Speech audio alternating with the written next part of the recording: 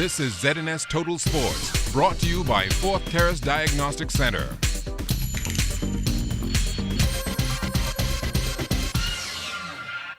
Good evening, Bahamas. I'm Kelsey Johnson. Welcome to Sports Saturday. Charles Softly Rubens was returned as president of the Bahamas Basketball Federation today. He won that seat unopposed and will lead the charge for the next 4 years.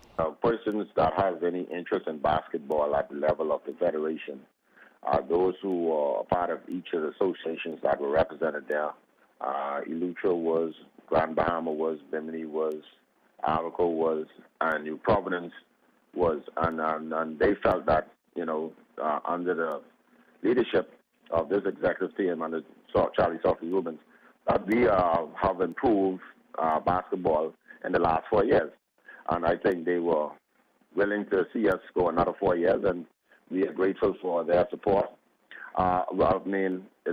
We wish we had a little bit of competition, but, we won it unopposed. We heard a lot of talk over there about persons running against us, but I assume they realized they had no win, so they didn't show up. But right now, we're all about moving forward with the game of basketball and continuing on our manifesto that was presented from the last 4 years that we have not completed in the past 4 years to hopefully be completed in this 4 years. But right now, as it stands, there were one or two shuffles in our slate on two additions. Charlie Rubens is the president, myself, Mario Boleg, vice president. Second vice president is Mr. Freddie Brown, who moved up from the officer position. And then third vice president is new incumbent president of the New Providence Basketball Association, Keith Smith. Secretary General is returned as Clifford Rami. Treasurer returned as Simone Benaby. And Assistant Secretary General has been Anastasia Sands-Woodry. Officers has been elected. That's the only position where there was a vote. The four persons that were nominated for officers were Rodney Wilson, president of Grand Bahama Association, Stephen S. Brown, president of El Salvador Association, All-White Kirkstown, commissioner of New Providence Basketball Association, and Brian Clare, president of Andres Association. Remember the name Joanna Evans, as it will be called a lot in the future for swimming in the country. Mr. Speaker, in the 200-meter, 400-meter, and 800-meter freestyle, Joanna Evans set new Carifta records of 2 minutes and 3 seconds, 4 minutes and 12 seconds, 8 minutes and 39 seconds, respectively. Joanna Evans also set a record of 4 minutes 59 in the 400-meter individual medley. This young lady, sir, we call her 999. She hails from Grand Bahama. No, she couldn't make it. She's in school. She's college bound.